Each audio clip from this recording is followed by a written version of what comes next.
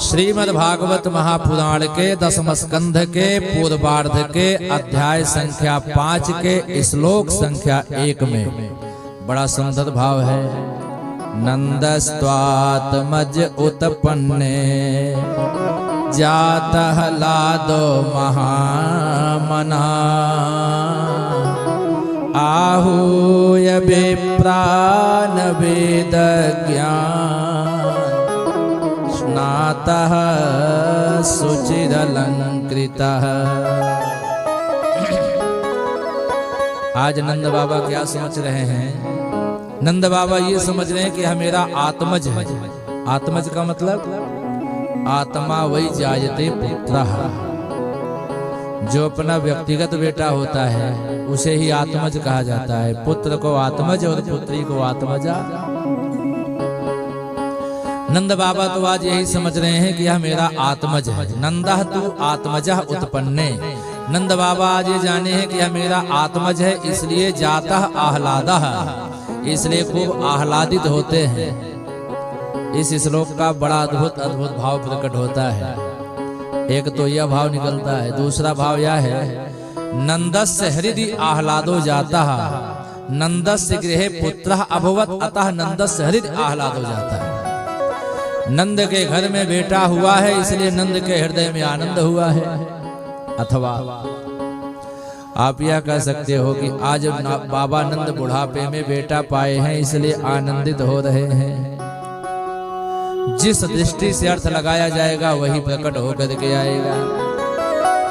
चाहे हम यह कहें कि नंद के घर में आनंद आए हैं, चाहे हम ये कहें कि नंद के घर बेटा हुआ है इसलिए नंद जी का हृदय आनंदित हुआ है। जिस भाव से भी कहेंगे वो सारा अर्थ सटीक है। जाता है आह्लादः महामना, आनंद स्वरूप परमात्मा के पधार जाने से नंद जी का मन महान हो गया है। और एक बड़ी मीठी बात यह है कि नंद के यहाँ कोई भगवान थोड़ी आए हैं, बिल्कुल नहीं। नंद के यहाँ ना तो कृष्ण आए हैं ना तो कोई भगवान आए हैं। नंद के यहाँ तो आनंद ही पधारे हैं। बोलिए आनंद कंद भगवान की जय। अरे आनंद भी तो भगवान का ही नाम है। सच्चिदानंद, सतचित और आनंद, आनंद का यह दिव्य स्वरूप जो है वह भी परमात्मा का ही है। आप लोग भजन गाते हो ना, नंद घर आनंद भयो जय कन्हैया लाल की। नंद घर आनंद भयो जय कन्हैया लाल की। नंद घर आनंद भयो जय कन्हैया लाल की। नंद घर आनंद भयो जय कन्हैया लाल की। जय कन्हैया लाल की मदन गोपाल की। जय कन्हैया लाल की मदन गोपाल की। जय कन्हैया लाल की मदन गोपाल की। जय कन्हैया लाल की मदन गोपाल की।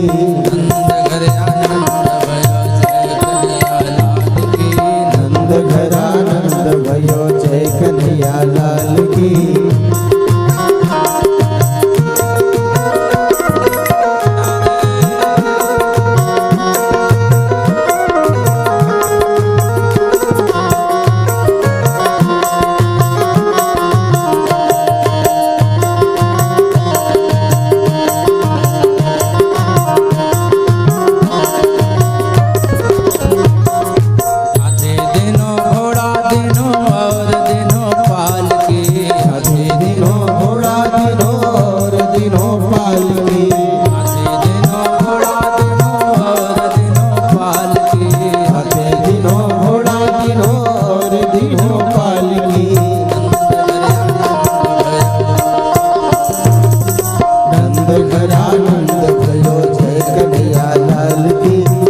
घर आनंद भयो जय कन्हैया लाल की।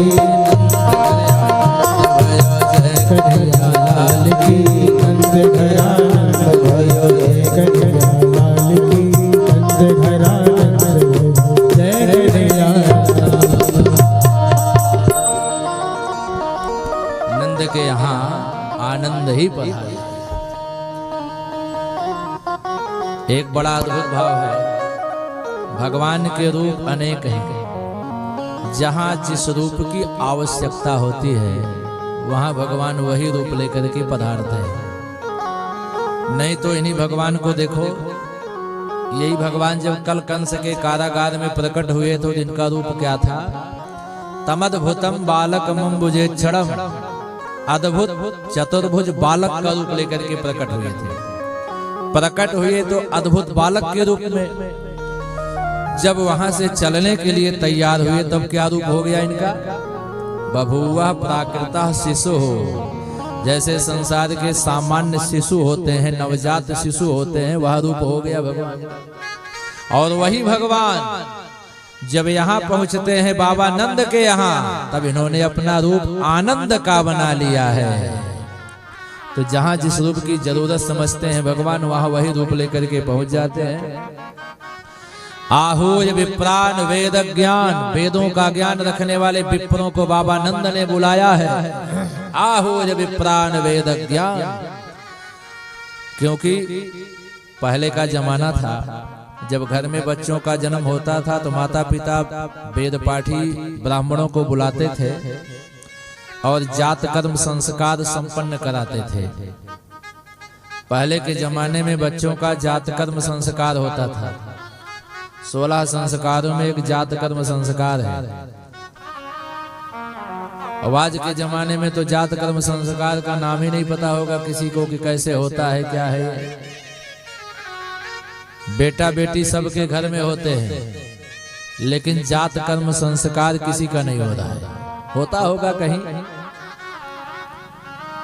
जात कर्म संस्कार बताऊं कैसे होता है? घर में बच्चों का जब जन्म होता है तो पंडित जी लोग आते हैं, वेद पाठ करते हैं, कुछ पूजा पाठ की व्यवस्था होती है। 2 बजे एक सोने की सलाई में घी और मधु लगाकर बच्चों की जीभ पर चटाया जाता है। ऐसी तमाम प्रक्रिया है।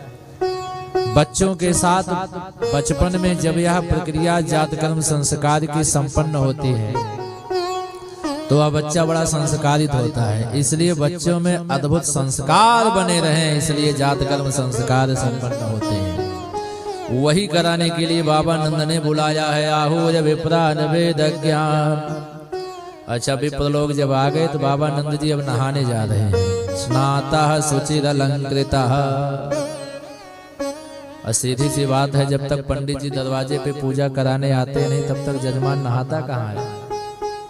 आज यहाँ भी जब आ गए विप्र लोग तब बाबा स्नाता हवे नहाने जा रहे हैं। किसी ने पूछा नहाना धोना न वही लिखा गया होता तो ना काम चलता। ये व्यास भगवान नहाना धोना क्यों लिख दिए भैया भरद्वाज जी? नहाना धोना अगर ना लिखे होते तब भी तो बात चल जाती ना। नहाना धोना क्यों लिखा है? इसलिए जैसे हम संसार के लोग नहाते हैं, अगर ऐसी विधि होती तो शायद ना लिखते। लेकिन आज बाबा नंद ने जो स्नान किया है उस स्नान की बड़ी अद्भुत पद्धति है। हमारे शास्त्रों में 10 प्रकार से स्नान करने का विधान आता है। 10 प्रकार से जब हम स्नान करते हैं तो हमारा शरीर शुद्ध हो जाता है, पावन हो जाता है। बोल वृंदावन बिहारी लाल की जय। तो दिव्यता प्राप्त करने के लिए, शुद्धता प्राप्त करने के लिए हम स्नान बनाते हैं 10 प्रकार की वस्तुओं से, जिसमें पहला क्या है? नाम सुनते ही आपको हंसी आएगी। पहला स्नान क्या है? मिट्टी से नहाओ। अब बताओ, मिट्टी से भी कहीं नहाया जाता है क्या? नहाया जाता है? कौन सी मिट्टी से? एक जगह एक बिटिया बोली महाराज मुल्तानी मिट्टी से। बोल वृंदावन बिहारी लाल जय। मुल्तानी मिट्टी से नहाया जाता है क्या? पर यहाँ पर शास्त्रों में जो चर्चा है मुल्तानी मिट्टी की चर्चा नहीं है। यहाँ जो चर्चा है ऐसी मिट्टी जिस मिट्टी को सूअर ने खोदा हो। तालाब में जिस मिट्टी को सूअर खोदता है वह मिट्टी पवित्र मानी जाती है। उसी मिट्टी का शरीर में लेपन किया जाए, फिर उसी सरोवर में स्नान किया जाए। यह है मृत्तिका स्नान। दूसरा स्नान है गोबर से नहाओ। गोबर का लेपन शरीर में किया जाए, फिर नहाया जाए। तीसरा स्नान है पंचगव्य से नहाया जाए। गाय का दूध, दही, घी, गोमूत्र और गोबर, इन 5 चीजों से पंचगव्य बनता है। और पंचगव्य का इतना महत्व है कि यत्त्वगस्थिगतं पापम देहे तिष्ठति मामके प्रासनात् पंचगव्यस्य दहत्वग्निरिबेन्धनम्। जब हम पंचगव्य से नहा लेते हैं तो शरीर हमारा बाहर से शुद्ध हो जाता है। जब पंचगव्य को हम पी लेते हैं तो हम अंदर से शुद्ध हो जाते हैं। पंचगव्य बहुत ही शुद्ध है। अरे पंचगव्य से तो हमारे कन्हैया भी नहाते हैं, पंचगव्य से भगवान स्वयं स्नान करते हैं। और पंचगव्य का महत्व आयुर्वेद में बहुत ही सुंदर है। आयुर्वेद में ऐसा वर्णन आता है कि जो पंचगव्य का पान करते हैं और जो पंचगव्य से स्नान करते हैं उनके शरीर में कभी त्वचा संबंधित कोई रोग नहीं होता, कभी भी स्किन प्रॉब्लम नहीं हो सकती। किसको? जो पंचगव्य से स्नान करते हैं। बोल वृंदावन बिहारी लाल की जय। आयुर्वेद कहता है। इसलिए बाबा नंद जी नहा रहे हैं। इसलिए लिखा गया है स्नाता, स्नान किए तो शुचि, शुचि माने पवित्रता, पवित्र हो गए। अब अलंकृता, अभी अलंकार करेंगे। नहाने के बाद तो सभी अपना अलंकार करते हैं, बाबा नंद ही क्यों, सभी नहाने के बाद, नहाने धोने के बाद सभी श्रृंगार करते हैं। लेकिन श्रृंगार का भी तरीका अलग हो जाता है। नहा धो करके अगर कहीं जाना है उस हिसाब से हम अपने को सजाएंगे, और घर में ही रहना है तो उस हिसाब से सजाएंगे। सीधी सी बात है। बोल वृंदावन बिहारी लाल की जय। जैसे कथा में आने के पहले हम लोग पहले खूब बढ़िया तैयार होते हैं, है कि नहीं? कहीं पार्टी में जाते हैं तो उसके अकॉर्डिंग हम अपने को सजाते हैं। स्कूल कॉलेज जाना होता है तो वहाँ वाला ड्रेस पहनते हैं, ऑफिस में जाना है तो वहाँ का, प्लेग्राउंड में जाना है तो वहाँ वाला पहनेंगे, है ना?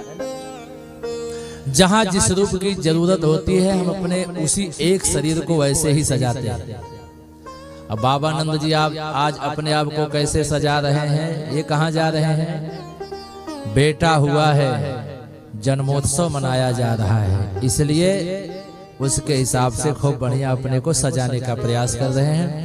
बाबा नंद जी अपनी कोठरी में गए, बढ़िया अपनी पेटी खोले, रेशमी धोती कुर्ता बनवा के बहुत पहले से रखे थे कि जब भी कभी बेटा होगा तब इसी धोती कुर्ता को पहनेंगे। निकाले, बढ़िया लगे धारण करने। गांव के बच्चों ने देखा बाबा 80 वर्ष के हो गए, क्या सजा पाओगे अपने आप को, लाओ हम ही तुम्हारा श्रृंगार कर देते हैं। अब गांव के छोरन लगे बाबा नंद का श्रृंगार करने, तो कोई धोती पहनाना शुरू किया, तो कोई बगलबंदी बांधना शुरू किया, तो कोई सिर पर पगड़ी लपेटना चालू किया, तो कोई मोटा सा काजल नंद बाबा की आंखों में लगा दिया, तो कोई बड़ा सा चंदन माथे पे टीक दिया, तो कोई मोछन में इत्र लगा करके ऐंठ को खड़ी कर दिया। अब बाबा नंद जी सज धज करके जब तैयार हुए, अब उन्हें लगा कि छोरों ने मुझे सजाया तो खूब बढ़िया, पर लग कैसे रहा हूं ये तो मुझे पता नहीं है। जरा शीशा तो लाओ, देखो तो सही मैं कैसे लग रहा हूं। अब एक छोरा गया, बड़ा सा शीशा लेकर के बाबा नंद के सामने ला करके खड़ा किया। जब उसमें देखते हैं, वाह क्या बात है, गजब। कभी तो पगड़ी ठीक करते, तो कभी गमछा ठीक करते, तो कभी एक आंख का काजल मोटा हो गया था उसे पतला करने का प्रयास, तो कभी मूछें एक तरफ की डाउन थी उसे ऐंठने का प्रयास। अब कहते हैं बताओ बताओ आज मैं कैसे लग रहा हूँ। सारे छोरन एक स्वर में बोले, बाबा आज तो बड़े बड़े दूल्हे को फेल कर रहे हो आप, ऐसा लगता है जैसे आज ही तेरो ब्याह भयो हो। अब बाबा नंद जी सज धज करके तैयार हुए। उधर आचार्यों ने कहा, महाराज हम कब से पूजा कराने आके बैठे हैं, श्रृंगार ही होता रहेगा कि कुछ पूजा पाठ भी होगा? अरे बस बस महाराज आया। और ज्यों ही बाबा नंद चले तब तक एक बहुत पुराना मित्र बाबा नंद का आया था। बड़े से मटके में माखन लेकर के बाबा नंद को सजा संवरा जब देखा, तो पीछे से आके सारा माखन नंद बाबा के सिर से ही उड़ेल दिया। बोल वृंदावन बिहारी जय। बाबा नंद ने कहा देखो कब से श्रृंगार किया और सब पे पानी फेर दिया।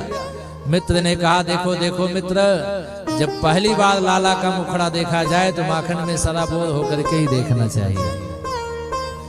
जब घर में खुशी का माहौल होता है तो गांव के लोग अगर कुछ गलतियां भी करते हैं तो लोग उसे इग्नोर कर देते हैं। बाबा नंद ने कहा चल कोई बात नहीं, दूसरा पहन लेते हैं। और सज धज करके बाबा नंद जी जब पूजा करने के लिए बैठे, आचार्यों ने बैठाया। अब पूजा की विधि देखिए।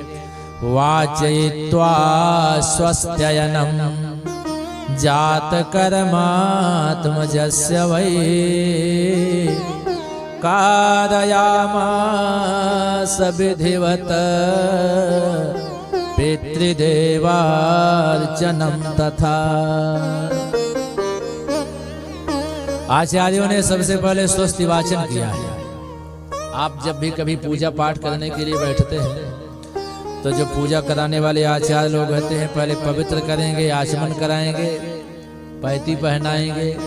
उसके बाद क्या करते हैं, आपके हाथ में अक्षत फूल देते हैं और कहते हैं हाथ जोड़ करके भगवान का ध्यान कीजिए। आप हाथ जोड़ करके बैठ जाते हो और आचार्य लोग 10-5 मिनट तक वेद मंत्र पढ़ते हैं। उस समय जो मंत्र पढ़ते हैं उसी को कहा जाता है स्वस्ति वाचन। क्योंकि स्वस्ति माने होता है कल्याण, वाचन माने होता है कहना। एक आचार्य अपने यजमान को कल्याणकारी मंत्रों को जब सुनाता है तब यजमान का कल्याण होता है। पूजा तो हम स्वयं भी कर लेते हैं और करते भी हैं। प्रायः हर व्यक्ति जो भी जैसे बनता है अपने घर में सभी पूजा पाठ करते हैं, लेकिन वेद मंत्र बहुत कम लोग जानते हैं। इसीलिए पंडित जी को बुला करके लोग पूजा सुनते हैं। क्योंकि जो जिस विषय का विशेषज्ञ होता है उसकी जब जरूरत पड़ती है तो हम उसको बुलाते हैं। प्रायः सामान्य इलाज तो हम स्वयं कर लेते हैं, लेकिन जब बड़ी बीमारी होती है तो डॉक्टर को खोजते हैं। ऐसे ही जो जिस विषय का विद्वान होता है, अब हमको भी कथा करनी होती है तो हम भी सामवेदी आचार्यों को खोजते हैं। कौन बढ़िया बजाता है, कौन बढ़िया गाता है, तो जहाँ जिसकी जरूरत पड़ती है तो उसकी आवश्यकता तब समझ में आती है। तो ऐसे ही विप्रों को बुलाया जाता है। विप्र लोग वेद पाठ करते हैं। देखो श्रेणी 2-3 है, एक ब्राह्मण है, एक द्विज है और एक विप्र है। संज्ञा सबकी लगभग एक है, लेकिन कब किसको कहाँ क्या कहा जाता है। जन्म लेते ही सभी शूद्र होते हैं। जन्मना जायते शूद्रः। जब उनके जनेऊ संस्कार आदि हो जाते हैं तब उनको द्विज कहा जाता है। संस्कारात् द्विज उच्यते वेद पाठी भवेद विप्र। जो वेद का पाठ करते हैं उन्हें विप्र कहा जाता है। और ब्रह्म जानन्त इति ब्राह्मणः। जो ब्रह्म का ज्ञान रखते हैं उन्हें ब्राह्मण कहा जाता है। आज बाबा नंद के यहाँ ना तो द्विज की आवश्यकता है ना तो ब्राह्मण की। पूजा पाठ कराने के लिए विप्र की आवश्यकता है, क्योंकि विप्र ही वेद पाठ करते हैं। इसलिए आहूय विप्रान वेद ज्ञान। वेद ज्ञान रखने वाले विप्रों को बुलाया। विप्रों ने क्या किया, हरि ओम स्वस्ति न इंद्रो वृद्धसरावा स्वस्ति न पूषा विश्वा वेदा स्वस्ति नस्तार्क्ष्यो अरिष्टनेमिः स्वस्ति नो बृहस्पतिर्दधातु। मंत्र बहुत बड़ा है। ऐसे ऐसे 10-15 मिनट तक बोला जाएगा तो पूरा होगा। ऐसा ही लिखा है भागवत में, वाचयित्वा स्वस्त्ययनम। जात कर्म संस्कार कराने के लिए कार्यामास विधिवत संपन्न कराया है। पहले पितृ तथा देवार्चनम। पहले पितरों के लिए नांदी मुख श्राद्ध, फिर देवताओं की अर्चना करवाई है। पूजा पाठ में नांदी मुख श्राद्ध कराया जाता है। नांदी मुख श्राद्ध हम इसलिए करते हैं, उससे हमारे 3 पीढ़ी के पितर प्रसन्न होते हैं। 3 पीढ़ी पिता कुल के पितर और 3 पीढ़ी के पितर माता कुल के। जैसे पिता के पिता, पितामह, प्रपितामह, 3 पीढ़ी के पितरे हो जाते हैं। और माता कुल के नाना, परनाना, वृद्ध परनाना, ये 3 पितर माता कुल के। ये सपत्नीक यानी 3 3 6 हो गए। और 3 पीढ़ी के ऊपर के जो पितर होते हैं उनको विश्वदेव बोला जाता है। इनको श्रद्धांजलि दी जाती है। यहाँ पर पिंडदान का विधान नहीं है, क्योंकि यह क्रिया पूजा पाठ में, यज्ञ में होती है। तो यज्ञ में पिंडदान नहीं होता, श्रद्धांजलि होती है पितरों के लिए। और एक बात ध्यान रखना, जिसके घर के पितर नाराज हो जाते हैं, दिन रात देवी देवता की पूजा करो, कोई लाभ होने वाला नहीं। कभी कभी लोग हम लोगों से आकर के पूछते हैं, महाराज इतना पूजा पाठ करते हैं, न जाने कहाँ चला जाता है, कुछ बात समझ में नहीं आती, कुछ उपाय बताइए। उस समय जब पंचांग खोल करके देखा जाएगा तो तब समझ में आता है कि समस्या क्या है। पितृबाधा के लक्षण जब होते हैं तो नाना प्रकार की समस्याएं हमारे घर में हो जाती हैं। हमारे घर के पितर नाराज हैं कि प्रसन्न हैं, ये कैसे पता चलेगा? ये तो किसी ज्योतिषी के पास, किसी विद्वान के पास जाओगे तब वो बताएंगे आपके घर के पितर नाराज हैं कि प्रसन्न हैं। कुछ लक्षणों से आप स्वयं भी जान सकते हो। जैसे कोई लंबे समय से बीमार चल रहा हो, ना तो दवा काम कर रही है, ना कोई दुआ काम कर रही है, लंबे समय से आनवेड है, उस समय भी पितृबाधा के ही लक्षण मालूम होते हैं। बेटा बेटी का विवाह हो गया, बहुएं आ रही हैं, समस्या कुछ भी नहीं है, लेकिन संतान नहीं हो रही है घर में। डॉक्टर को दिखाते हैं तो कमी कुछ नहीं है, पर संतान नहीं हो रही है, ये भी पितृबाधा के ही लक्षण है। आए दिन घर में सांप निकल रहा है, ये भी पितृबाधा के लक्षण है। स्वप्न में सर्प दिखाई पड़े, आए दिन, लगभग, कभी महीना 4 महीने में नहीं, लगभग आए दिन सर्प स्वप्न में दिखे तो समझ लो पितृबाधा है घर में। इनकम तो खूब है, खर्च भी जहां करते हैं सब नोट करते हैं, उसके बाद भी पता नहीं चलता कि सारा पैसा कहां गया। सारी व्यवस्था है, सब सुख सुविधा है, लेकिन परिवार के लोगों में तालमेल नहीं है। ऐसे ऐसे नाना प्रकार की समस्याएं होती हैं, ये सब पितृबाधा के ही लक्षण हैं। तो पितरों की प्रसन्नता के लिए नांदी मुख श्राद्ध किया जाए, पितृ गायत्री का जप किया जाए, देवताभ्या पितृभ्यस्य महायोगिभ्येव च नमस्वाय स्वधाय नित्यमेव नमो नमः। तब हमारे पितर प्रसन्न हो जाते हैं। जब पितर प्रसन्न हो जाते हैं तब भगवान भी कृपा करने के लिए आते हैं। आज इसीलिए बाबा नंद के यहाँ आचार्यों ने कार्यामास विधिवत पितृ तदा देवार्चनम, तब देवताओं के लिए अर्चना करवाई है। तत्पश्चात पूजा पाठ की विधि जब संपन्न हुई तो बाबा नंद ने सोचा कि अब दान का क्रम चालू किया जाए, क्योंकि पहले पूजा पाठ होता है, उसके बाद दान का क्रम चालू होता है। अब दान की विधि जब चालू हुई तो बाबा नंद दान देना शुरू किए। तो क्या करते हैं? धैनु नाम नियुते प्रादान विप्रेभ्यः समलंकृते तिलाद्रीन सप्तरत्नौ 7 कौंभापदावृता।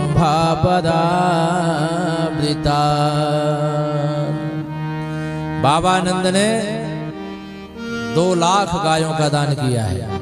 कितनी गायें हैं बाबा नंद की? 9 लाख।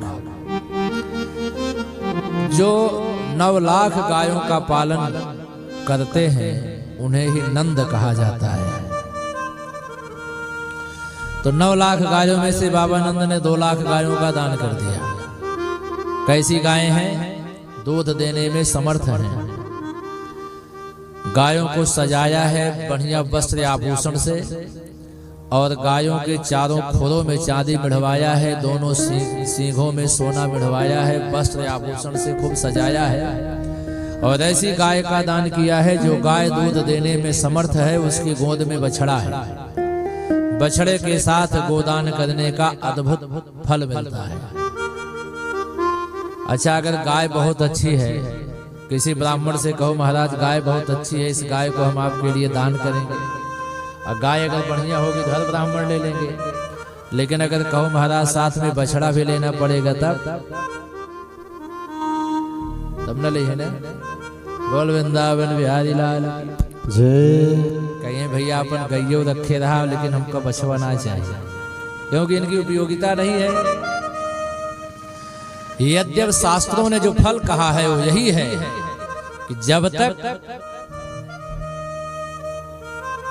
बछड़े के साथ धेनु के दान का विधान नहीं किया जाता, तब तक उसकी व्यवस्था पूरी नहीं होती। बाबा नंद ने खूब दान दिया है। पूत सपूत जयो जसुदा, इतना सुन के वसुधा सब दौड़ी। देवन के घर हर सभयो, अरुगावत मंगल धावत गौरी। नंद जो दान दियो ब्रज में, घन श्याम कुबेरहु बोरे। देखत नंद लुटाए दियो, न रही बछिया छछिया न पिछोरे। बाबा नंद ने इतने धन को दान में दिया है कि कुबेर जी का दिमाग खराब हो गया। बाबा नंद ने जब दान देना शुरू किया तो कहीं हीरा मोती जवाहरात सोना चांदी खूब बट रहा है। धन के स्वामी कुबेर जी ने सोचा, हे भगवान, धन का स्वामी तो मैं कहा जाता हूँ, बाबा नंद के यहाँ इतना धन कहाँ से हो गया जो इतना धन दान में दे रहे हैं। लेकिन आनंद का क्षण है, आज बाबा नंद बिल्कुल अपने को रोक नहीं रहे हैं, मुक्त हस्त से दान कर रहे हैं। दान लेने वाले लोग खूब आनंदित हो रहे हैं।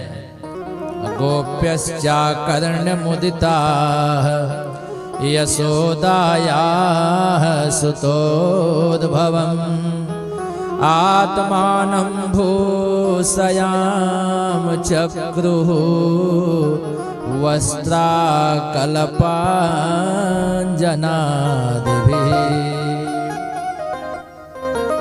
दान लेने वाले खूब मस्ती से आनंदित हो रहे हैं। अच्छा, गोपिकाएं जब सुनती हैं तो ये भी सोचती हैं कि हम भी चलेंगे तो हमें भी कुछ मिलेगा। ये भी मैया यशोदा को बधाई देने के लिए आती हैं। वस्त्र आभूषण से बढ़िया सज धज करके गोपिकाएं मैया यशोदा को बधाई देने के लिए आती हैं। जिस समय गोपिकाएं विह्वलता से दौड़ती हुई जा रही थी, सुखदेव भगवान कहते हैं, राजा परीक्षित जरा देखो देखो उन गोपिकाओं को, सज धज करके दौड़ती हुई जा रही हैं। गोप्यः सुमृष्टमणिकुण्डलनिष्ककण्ठ्यः, चित्राम्बरा पथिशिखाच्युतमाल्यवरसा। नन्दालयं सबलया व्रजतीर्विरेजो,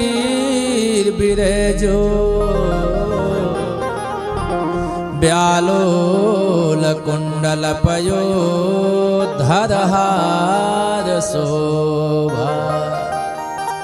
जिस समय गोपिकाएं बेहोल होकर के दौड़ती हुई जा रही थी, गोपिकाओं ने अपने केसों को सजाया है सुंदर सुंदर फूलों से, हरे हरे पत्तों से। पहले के जमाने में श्रृंगार की इतनी सामग्रियां नहीं थी जितनी आज है, लेकिन फिर भी माताएं बहनें अपने केसों का श्रृंगार करती थी। सुंदर फूलों से, हरे हरे पत्तों से माताएं बहनें अपने केसों का श्रृंगार करती थी। गोपिकाओं ने भी अपने केसों को बढ़िया फूलों से सजाया है, लेकिन जिस समय वह गोपिकाएं दौड़ती हुई जा रही थी, वह फूल गोपिकाओं के जो सिर पर हैं वह नीचे गिर रहे हैं। मानो आज उन फूलों का ये कहना है कि मेरी शोभा सिर पर नहीं, आज तो मेरी शोभा गोपिकाओं के चरणों की धूल में होगी। बोल वृंदावन बिहारी लाल की जय। क्योंकि जो चरण, जो गोपिकाओं के पैर भगवान की ओर जा रहे हैं, वह चरण धन्य हैं और उन चरणों से निकली हुई धूल बड़ी पवित्र है। इसलिए उन फूलों ने सोचा मेरी शोभा सिर पर नहीं, आज तो मेरी शोभा गोपिकाओं के चरणों से निकली हुई धूल में होगी। इस बात की प्रामाणिकता मानस की सुंदर चौपाई सिद्ध करती है। तुलसीदास जी महाराज बड़ा सुंदर भाव देते हुए कहते हैं, अयोध्या कांड की यह मंगलमयी चौपाई। चरण राम तीरथ चली जाहि, चरण राम तीरथ चली जाहि, चरण राम तीरथ चली जाहि, चरण राम तीरथ चली जाहि, राम बसहि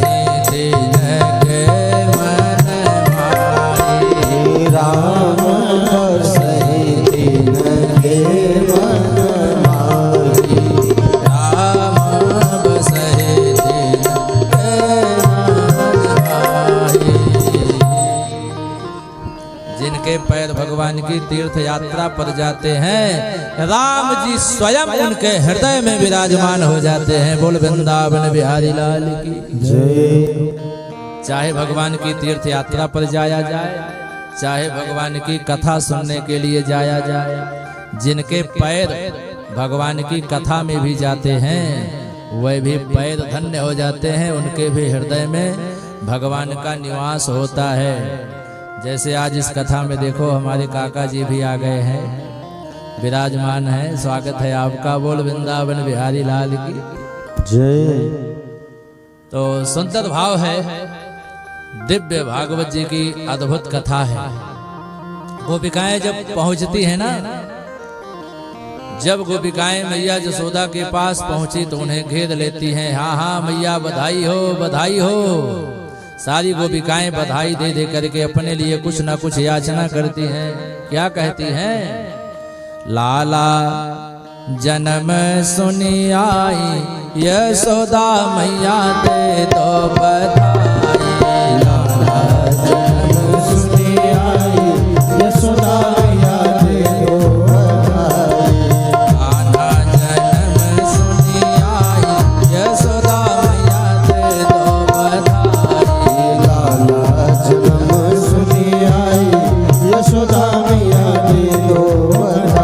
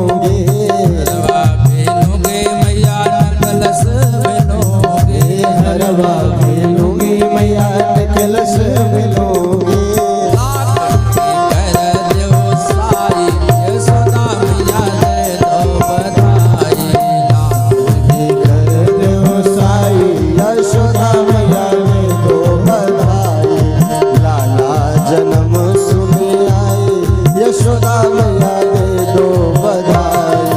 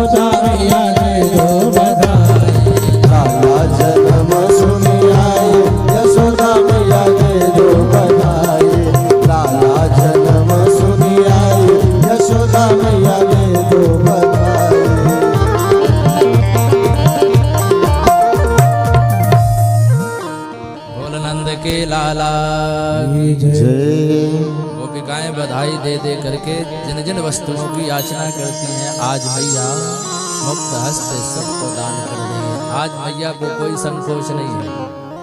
अच्छा, गोपिकाएं तो खूब आनंदित हुई, सबको बहुत कुछ मिला। नंद बाबा के दो बहनें थीं जिनका नाम था नंदा और सुनंदा। ये दोनों जसोदा की क्या लगती हैं? ननद ना? हाँ, हम तो भूल ही जाते हैं क्या रिश्ता है। बोल वृंदावन बिहारी लाल जय। अब ननद के बारे में हम कुछ बोलेंगे नहीं यहाँ से, क्योंकि ये जब भाभी के यहाँ कुछ मंगल सुनती हैं तो 6 महीना पहले से आके भाभी की खूब सेवा करती हैं। और कदाचित अगर भतीजा हो गया फिर तो बढ़िया नेक मिलेगा। ऐसे भी दोनों पहुंची है। और जब बेटा हुआ सबको तो बहुत कुछ मिला है। ये सबसे बाद में दोनों बहनें जाती हैं, बोली भाभी अरे सबको तो बहुत दिया, हमें क्या मिला? आज मैया जसोदा कहती हैं बहना जो तुम्हारी इच्छा हो सो मांग लो, आज मोह मांगा दूंगी। और दोनों की निगाह तो भाभी के उस नौलखे हार पर है। और ज्यों ही हल्का सा संकेत किया भाभी जी, तुरंत उतार करके मैया जसोदा दे देती है। बताओ अगर आज की भाभी होती तब 85,000 प्लस है, 10 ग्राम सोना भी 18 कैरेट वाला। बोल वृंदावन बिहारी लाल जय। कहीं साड़ी कहा 2-4 दे दी, लेकिन सोना चांदी जिन मांगा। लेकिन आज मैया यशोदा उतार करके दे देती। किसी ने कहा भैया अगर नौलखा हार रहा होगा तो 2-4 हार तो किसी के पास होता नहीं, बड़ी मुश्किल से कांधे बन जाए। अब ये तो 2 लोग हैं, बंटवारा कैसे होगा? मान लीजिए जसोदा ने दे ही दिया तो वो बड़ी वाली ननद लेगी, छोटी वाली। बोले भैया इतनी चालाक होती ना, पारी बांध के आती है। इस बार मेरी बारी है, तुम्हारी बारी अगली बार। बोल वृंदावन बिहारी जय। आज भैया जसोदा उन बहनों को भी खुश करती है। आनंद का यह दिव्योत्सव चल रहा है और धूमधाम से खूब आनंद का उत्सव मनाया जा रहा है।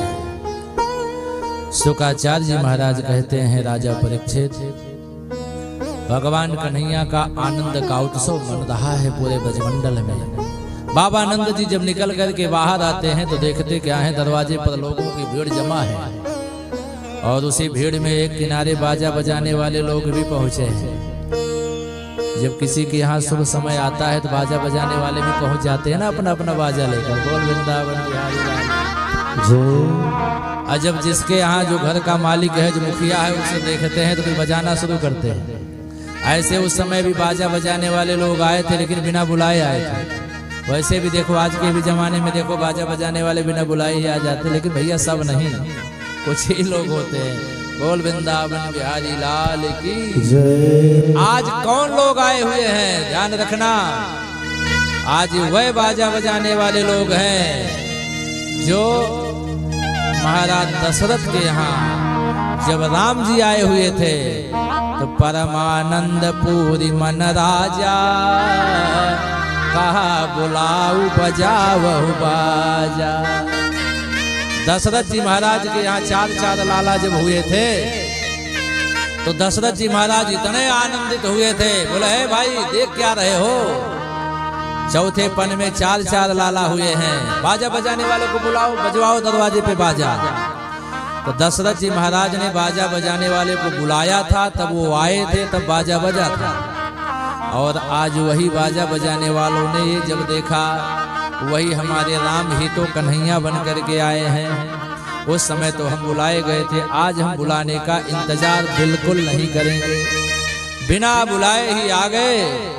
जो ही बाबा नंद को देखा तो सब अपने वाद्य यंत्र बजाना शुरू करते हैं। और जब लगा वाद्य यंत्र बजने, दिव्य दिव्य नाना प्रकार के वाद्य यंत्रों का जब प्रयोग होता है, बाजा बजने लगा जब, कभी सोहर की ध्वनि तो कभी नाना प्रकार की मंगल ध्वनि, ताल से ताल मिलाते हुए जय जय